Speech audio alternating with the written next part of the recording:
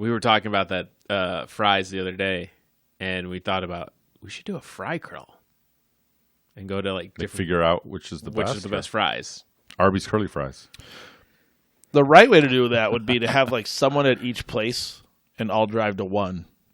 Well, that's what I was So you thinking. have them all hot and ready. Yeah, it's to like go. everybody go to a fry plate. Go to Ready? pick up fries. Go.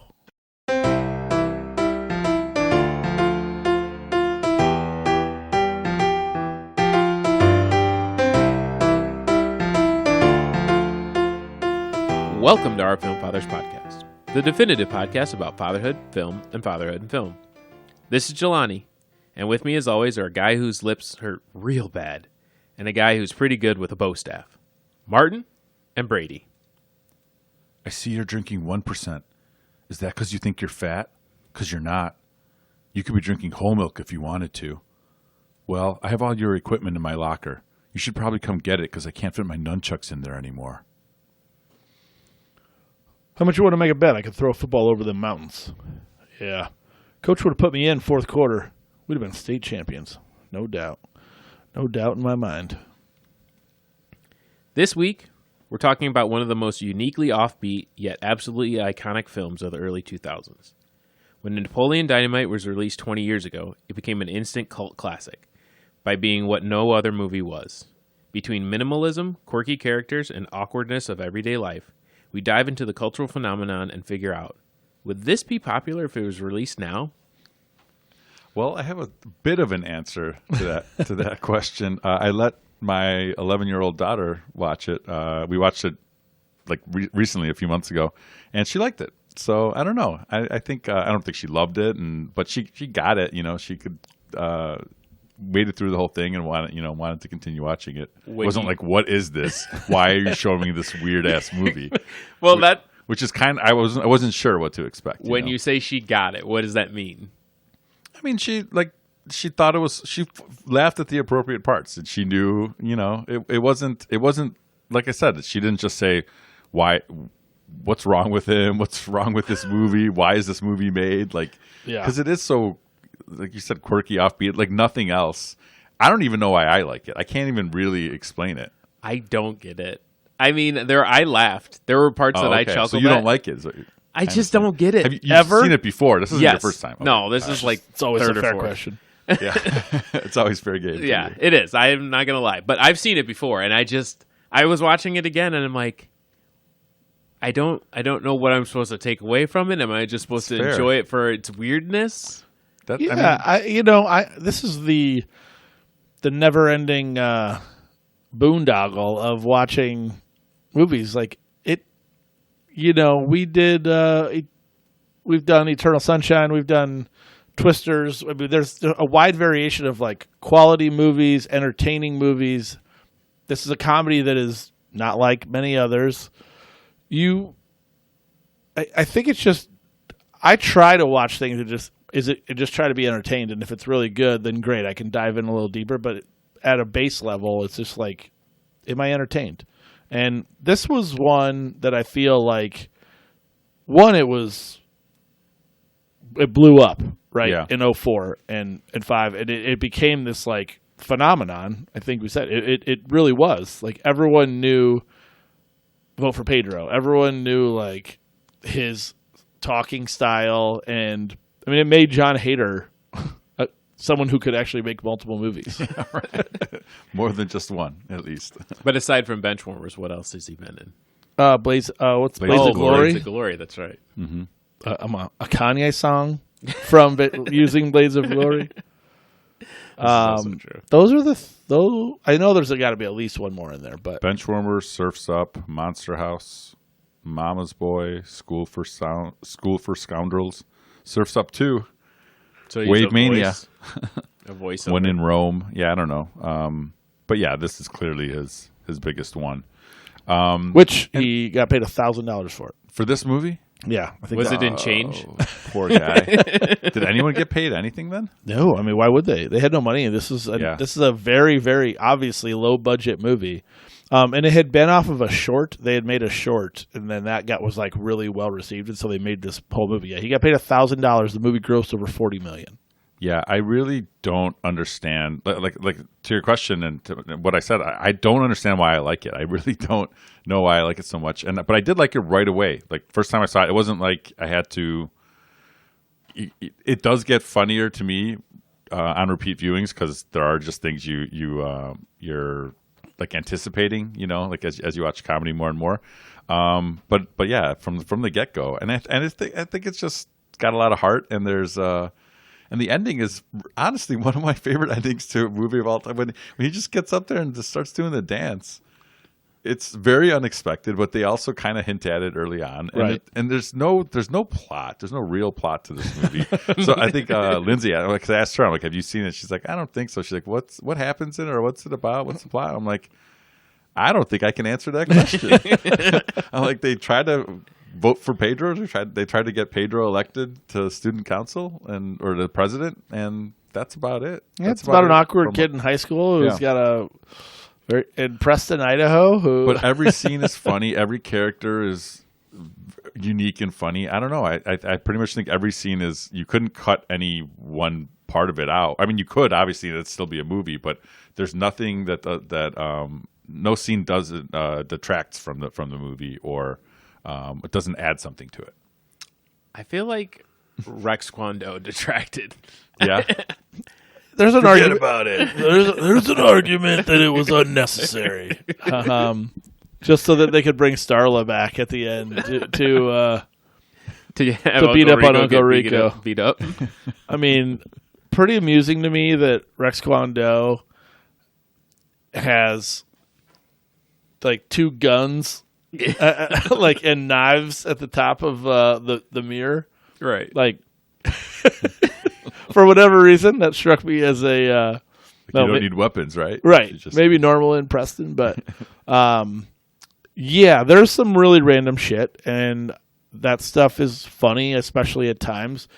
I don't think I laughed nearly as much as I did in previous viewings this go round. I do still think it's like I do still appreciate like how weird it is, and Uncle Rico especially for me. So. This one, it blew up, right? It literally became this like cultural phenomenon. It was obviously based off the success of the movie.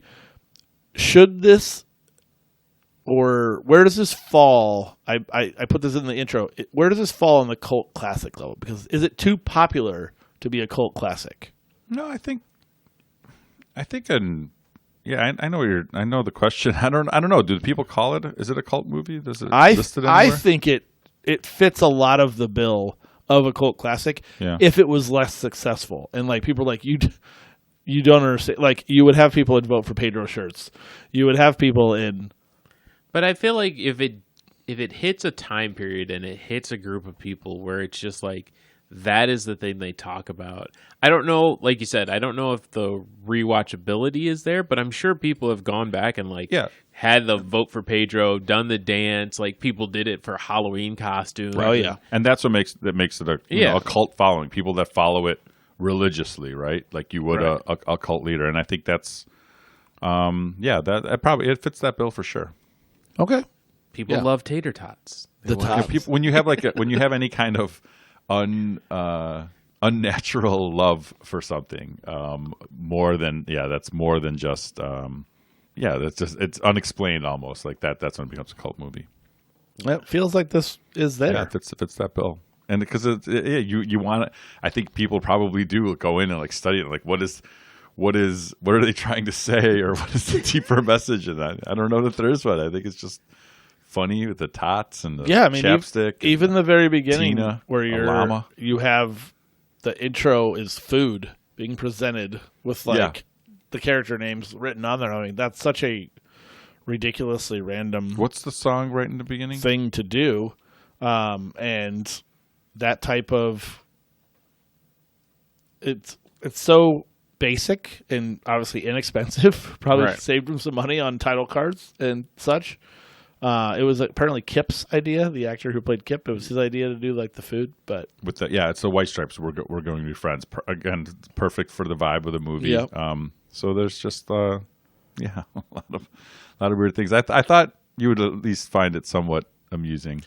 I'm not gonna say I didn't laugh. I did laugh through a lot of it, and again, I just don't.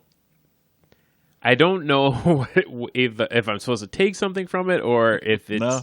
Don't overthink it. Yeah, So. Yeah, it's fine. Then Then there were parts that I laughed at. There were parts that I chuckled. There were parts that I was like, I was uncomfortably awkward because I felt bad for Napoleon. Definitely lots of uncomfortably awkward. When Uncle Rico takes that ship out of the box, and that woman looks over. I to want her, that. I want that. It's just so, and he just pulled that from his grandma's house. Right. Max mom. Yeah, just trying to sell it. Or when Kip runs over the Tupperware, Tupperware, and it just breaks, and he just drives away. I was laughing at that because I had flashbacks to when I sold Cutco knives, and you're sitting at people's table cutting up a penny so you can make a corkscrew out of it. Nobody does that. Wait, what? Is that what you do with Cutco knives? That was the big thing about the scissors. They were strong enough to you cut a penny to turn it into a what now? A corkscrew.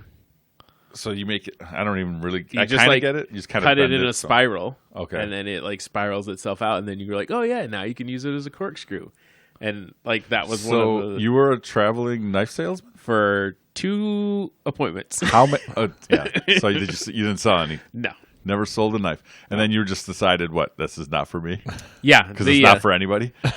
The product is phenomenal. The way they ask you to sell it is the worst thing I've ever heard of. Start with the most expensive set and work your way down, and wear people down till they I guess. Okay, I guess I'll buy a $20 one knife. Exactly. Just leave. So but maybe she threw in a sailboat, right? A pirate boat. With the 52-piece set or whatever it was. Right, but also in that scene when he's like, "Yeah, well, go ahead, give that a little twist," and he's trying to twist it, and he can't do it, and the disdain she gives him. Oh my God, her face! She's Right. just like, "How could you not?" And he's so embarrassed that he can't do it. Why would you even try? Right. Where's it set? In Idaho? Preston, Idaho. Preston, Idaho. Yeah. Which apparently has really good paved streets in some parts, and then dirt roads everywhere else. And they were in more of the Welcome dirt to road rural America, Jelani. Some things are better than others. Uncle Rico in the video too, just taking videos of videotaping himself just throwing a football, and then showing it to Kip. And Kip's like, "This is really good." Oh man, I don't know. I mean, Kip, I know I'm just talking about scenes and laughing. But. Yeah, but Kip too, though. I mean, he's such It was one thing to have Napoleon, John Hader's character, just be this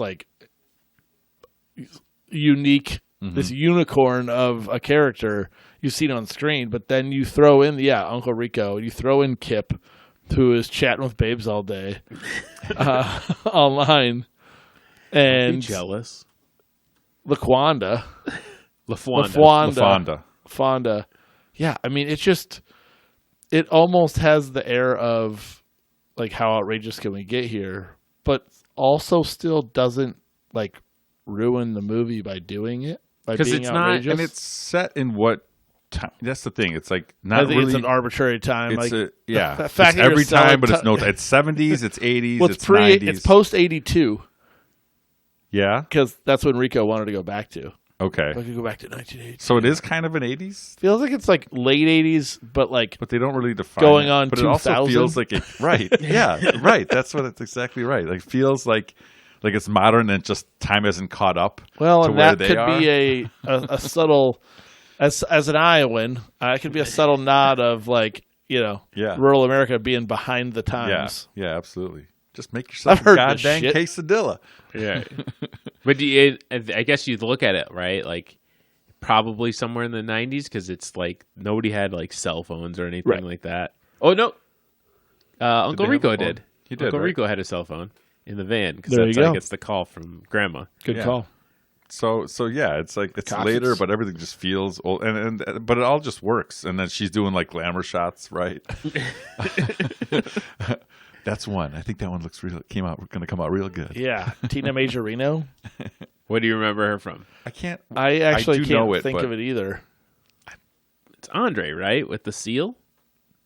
That's the big movie she was in. Oh, I know what you're saying. I don't know what you're talking about. She The like movie where she like befriends a seal, Sure. and then also she's the little girl Waterworld. from Waterworld, right? yeah, so lots of Oh, I lots saw of the water movie involved. 6 times. But you're It right, ruled. Andre in '94. What? You didn't hear the Waterworld. Just glossed right over it. Man. See the movie 6 times and it ruled? That's a cable guy? Yeah. I had a layup and I know. he talked right over me. Damn it. I'm sorry. I was looking Stepped at all over the joke. Karina in '94 as well. Yeah. So she had a little stint in When a Man Loves a Woman, I guess, in '94. She had a big year then, and then didn't do anything until 10 years later, except for Waterworld. But yeah, I just think, and what's her name? One of the Duff sisters is in this Haley. too. Haley, yeah, Haley Duff. Oh, is that the Summer. Summer? Summer. I didn't really look that. What is their dancing thing? The Happy Hands Club? Yeah. Why was he not in it? Yeah. He was part of the Happy Hands. At the end, Yeah. Yeah, he because wasn't he was part doing of his own. Yeah. Because the Happy Hands Did- were for Summer, and he wanted to So he had do to it for split. Pedro. She wasn't in it earlier either. Right. This is also true. She was making fun of him when he was doing it in class. But yeah, the Jamiroquai song, it's a great song. Great song for it. Yeah, and I loved Jamiroquai in general in the '90s. Yeah, okay. I believe you. And you kind of touched on it both times. The dance scene is, an iconic moment of this movie for sure. But I mean, I think it's what a lot of people think of in remembering it because it just feels like it comes out of nowhere. Like you said, they do, through the door you can kind of see he's like practicing and he's really into like the music. Daquan's but dance grooves. Yeah. Right. But it's kind of a throwaway little scene. Right. It's just something quirky that Napoleon would do. But Then his friend needs him and that's how he steps up. So Yeah. it's like this big ending scene in a movie that doesn't have any plot, but it somehow is like it just makes you, I don't know, want to stand up and cheer a little bit. Which they did. Yeah, which they did. Which everyone and you're watching it, you don't, and maybe it's not like laugh out loud funny because it doesn't do anything crazy. But in like with the slower pace of the movie, and then all of a sudden they have something like that, I think it just kind of shocks you, and it's just a fun little surprise. I don't know how to explain it other than that. Metaphorically, like the audience reaction in that scene is emblematic of, I think, most people watching it. There's a stunned silence.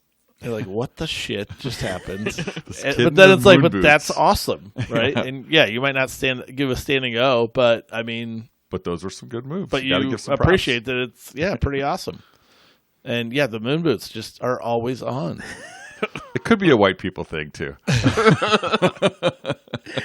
I mean, Don't rule it out. Borderline most alarming thing you've seen? I don't know where you're going with this, but The farmer with a shotgun to the cow just on the other side of the bus. and the kids on the bus drive by. There's like Supposedly it was like a real life story from one of the directors growing up, but I mean, like, that's theoretically unbelievable. But yeah, he's just a slowly fiddling with like the shotgun shells, and then all of a sudden it's like you're like, what? That's just And then what was that liquid that they had at the farm, the chicken farm? That the yellow liquid that they were drinking? He cracked the egg into it. I just assumed it was like an OJ with yolk in it. oh yeah, He put the yolks inside, which is terrible. right. I think that's what it was. I just assumed it was OJ. It was Yeah. I just know morning. Which is gross. I wouldn't have ate anything that day, especially not for $6. Give me some tots. Give me some of your tots, Napoleon. I just heard That guy kicks him though. I just heard Hader on an interview with Dan Patrick because they did like a 20-year anniversary thing not long ago, like a streaming situation.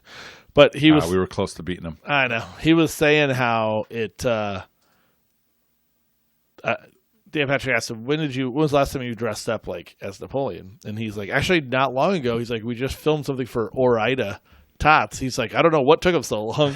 And I was like, seriously, like, Yeah. how was that not 20 years ago? I do always, not always, because they're much more available now. I feel like, but most times when tots are available over fries, I will pick tots, and I'm wondering if it has anything to do with this Subliminally, movie or not. Yeah, and I'm just like, you know what? I think just sound people good. like tots, a little It's crispy. just a good. And it's a it's change. You it's get fries texture a thing. lot. Yeah, you can It's- always have fries, and you can't always get tots. So I'm like, yeah, I'll usually get them if they're available. I think you're right, Brady. Though it's the texture. You can get tots crispier than you can get fries, and so you want that crispiness, the crunch. Yeah, that's what I think it is. Is the tot the superior fried potato product, or is it hash browns, or is it some other fry? What It ain't hash browns. I was gonna say, what am I using it for? Am I just using it to eat, like on its own as a side? I guess you could have a dipping sauce. You can have ketchup or whatever, but like you're not I doing prefer any like kind of Cajun mayo. I was gonna say, can we step sure it up? any, but on its own. But it's What's a your side. favorite? It's not like in a dish or Yeah, no, it's not tater tot casserole. Ooh, or- well, that's but- its own thing, which That's is its pretty own dang thing, yeah, great. it's right. great. But or also I could do like a buffalo chicken burrito with tots instead of mashed potatoes. Sure. Well, that's But I'm asking Right. for specifically fried potato products, so not mashed potatoes. What's your ranking? I think personally tots are at top. Fries probably. second. What about Hash- like just breakfast hash browns? Hash browns probably third. Hash browns are just so big and again. What's your order? crispiness. Tots, fries, hash browns. hash browns. What are about like low. American fries, What's that mean? or like just the thicker cut Steak breakfast fries? fries? Steak fries? No. Like for breakfast again for breakfast. Like aren't they called or home fries? What you call them home fries, right? Or steak fries. Steak frites? No. Steak fries are the big like wedges or really No, thick cut. those are wedges. No, that's typically what steak fries are. Steak fries are with steak. I'm talking about what you get with eggs instead when they're not shredded hash browns and they're called home fries. They're just like more cubed. You could probably get an Ore-Ida version of them. A bag of home fries. Look it up. You think I'm not? So I'm, Are you thinking like potatoes O'Brien? Sure. Yeah. That's like a version, small but cube but that bites? O'Brien has to have onions and green peppers. I'm saying, do you prefer home fries or hash browns? Is my question. Potatoes O'Brien or hash browns? I'd probably take home fries over hash browns. Okay. Yeah. I don't think hash browns are that good. I like hash browns, but they got to be again the Crispy and seasoned. Yeah, crispy and seasoned. Yeah, Yeah, you gotta cook them. Right. covered and smothered. Was that a Denny's thing, right? You mentioned the buffalo chicken burrito. I was when I was back in Iowa. We were over at someone's house, and he was a chef at Atlas for like 12 years. And I told him that a friend of mine makes the buffalo chicken burrito. And yeah, anyway, What do you think? He was like, of course. he cared little. I did a spin on it the other last weekend.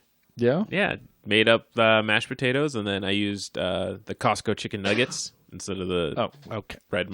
Listen, I'm not spending 8 hours trying to bread chicken. So, got the celery and the carrots, and If you had chicken tenders, it might be a little bit better. But for the kids, whatever, chicken nugs will work too. Yeah, nuggets. You pull in nuggets. You're not trying hard enough. no, they're not like dinosaurs. Well, how would I know? You've Dino never gotten nugs. the Costco like bear chicken nuggets? Oh, No, the bear. those are the ones real that are good. supposed to Those be Chick-fil-A yeah, knockoff? Chick-fil-A, yeah. Yeah. Those are real good. Just Bear is the brand, yeah. Well, yeah, but now Costco has a version of them too. Like the Kirkland brand. Yeah, Kirkland brand, yeah. Yeah. Yeah, those are good too. Yeah. So Yeah, people swear that the Dino Nugs taste better, but I've never had them, so There ain't no way. no, Ain't no way. I love that guy. One of my follows on TikTok. anyway, tots, yeah, Tots. Are superior. Yeah, I suppose. I don't know. I don't know if I agree. And then the fry ranking, should we go there too? No, No, We'll save that for just the next save that pod. for different. it's pods. just too different. Everyone's. It's fine. There's just a lot. There's so much variance out there. Let the people live. crinkle cut, curly. What are we Ooh, doing? I love a good crinkle cut. Country cone. Had crinkle cut fries. Oh yeah. Yeah. Why do all the cheese fries places have crinkle cut fries? It's the right fry for the job. Texture. Because it has that extra ridge to ridge, hold more right. cheese. It's the right fry Yeah, for the like job. Portillo's Without a and doubt. Culver's, are good crinkle cut fries. Portillo's that- fries that are cheese. maybe the best fry. around here. Lindsay would agree with you. Consensus. I think I like Culver's just slightly better. Oh, because I don't agree. You don't like Culver's? I think Culver's is overrated supremely. A lot of people do say that, but then there's people like me who think it's top notch. I enjoy Culver's. I'm not gonna. But I think if I had to pick and choose, I'd probably choose Portillo's over Culver's. Okay. Yeah. Yeah. Yeah, Had a I mean, fried in my Portillo's head. has everything too, so you can't really go wrong. Yeah, but everything on the menu is Don't good. love. I don't love the charbroiled burger over some other stuff. It's just No, but it's a good fries, burger, for too. sure. It is, in my opinion. The Portillo's is elite. What about Five Guys? Yeah, I like Five Guys fries. I haven't been there in a long time. You want to know something that's expensive? It's Five Guys. It's like You $20 can get burger. the small cheeseburger, but It's like do you want 18. to? I mean, it's offensive how expensive it is. But to give you extra bag fries, still Right. doesn't make it worth it. Yeah. You can give me that whole bag of potato fries laid in the middle of the restaurant. As many peanuts as you want. That ain't doing it either. Not helping my family. That's why we don't go there. Do you guys have nut allergies? Roman. Yeah. Yeah. Same here. That's why the kids have never been. Roman has, because they don't use peanut for anything, and we accept the peanut oil for the fries. Yeah. But the burgers are. I used to have we had a friend who her allergies were so bad she couldn't even walk in because of the dust. Yeah. Which makes sense. Yeah, If it's I really imagine. bad, the Yeah. dust is. Snapping those peanuts, get flying dust everywhere. But no one eats there anymore. I mean, Yeah. So it's like you lose a lot of that. If it was full, sure, you got, like you said, you got peanuts flying, dust is everywhere. Now it's like you might catch one person sitting and eating in a restaurant. We're all out to go. Yeah. Now, what's your favorite mythical animal? Is it a liger or? I'd have to probably go Griffin. Yeah, an answer for it. I Good answer. did not expect an answer. Come ready. Come at me. Pretty much. I my mean, if favorite you animal. can just merge two animals at random, then I mean that's pretty good. But and I think they said based on a real Oh, there are real Ligers. Yeah. They look weird. Kind of like the drawing. Are they sterile then, or can they? I don't know. And like a mule? Like a mule. Yeah. Do you know that? I didn't. Mules are sterile? Horses I do and now. donkeys make mules, and mules can't do anything after that. Just, Meals are just fucked. you just get one, and that's it. Did you guys stick around for the Post credit? The credits. post credits? Yeah. Yeah. What is it again? I don't remember. So you did? I did not. So go ahead. I was just curious. So I guess it wasn't there initially, and then they added it after I guess a lot I of have the it on success. DVD, so Essentially, it's Kip and LaFonda's wedding out and Back in Detroit? Napoleon comes riding out. No, it's like up in like the hills, and Napoleon comes riding in on a horse that he wrangled, a stallion he wrangled, a honeymoon stallion that he wrangled. It's pretty dumb. But I saw a note where they spent like $200,000 on to make that, and the budget of the entire movie was $400,000. But then they did that afterwards because it was successful, so they just did it to add it in. I don't know. That's Could have spent $200. could have just left it alone. No one would have been upset. But I was just curious if you stuck around. Did you watch it with your kids? No. Still, I barely find time to do this on my own. It definitely isn't while kids are yeah, awake. it's in the wee hours, right? Yeah. I'm That you get to trying my watch best, movies. guys. no. Did you offer it to Colin? I don't know why. It was time for me and B to hang out, and I felt like she would like it, and he was probably off doing something else. I feel like he would like it as well, but it was good bonding I think time so too. for me and her. And she kind of gets, like I said, she gets it. Like she understands the quirkiness of stuff. She doesn't question it. She just kind of is like, oh, okay, I understand what they're trying to do here. So there's certain, I just knew she would probably appreciate it more maybe than Colin. Yeah. I don't know if my kids would like it. I think they'd be thrown off by how weird it is. Yeah. Just this isn't for me. But maybe give them 20 years and then they'll come back and be like, hey, this is pretty good. Or no, this is still too weird for me. I'm kind of glad they didn't try to do some kind of cash grab sequel, or did they? They did not do one. In that interview I heard with Hader, he said that he got offered the studios because of the success. They were offering stuff, but like they wanted not the director. Jared Hess, I think. Yeah, so he was like, I'm not doing it without. I mean, he's the only reason this is his story, yeah, right. and such. So he's like, I was never doing it without him, and they never ended up making anything. Yeah. What would be the reason to not have the director come back? Yeah, I don't know. Other than I think my hunch, without knowing, is the studio would say, well, now we have money to do whatever we want. Well, we could pay someone who we actually think. I don't know if he did a good job directing. He made the movie for sure, and it's his movie. But like, you maybe could have found a better actual director. But wasn't he also the screenwriter too? Yeah, I think, like you said, it was his. Like it's his story and all that stuff. Like his vision. Yeah, director, producer, writer. Yeah. Yeah. No, you're right. Let's see what else he's done though. Nacho Libre. Nacho Libre, that's right. Because they said Jack Black thought about doing Rex. Got it. Rex Kwando. Yeah, that might have worked better. But ended up. I thought they did. I thought it was right. It was such a small part. I thought it was. Yeah, I mean. And then he did Gentlemen Broncos. I don't know what that is. Didn't make it to that one. 2009. That's the next on the list. Dynamite-esque, but it's got Jermaine Clement. Oh, and solid. Mike White. I don't know. Maybe it's okay. Let's see. Let's see what it's 6.1 IMDb rating. That's not bad. I feel like that one could stay on the shelf. Yeah,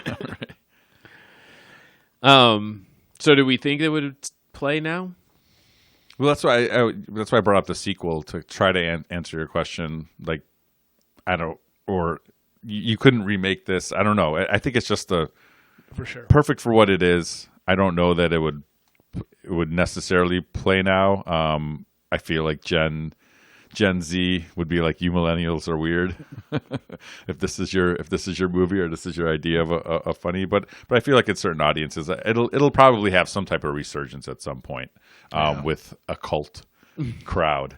But I don't know.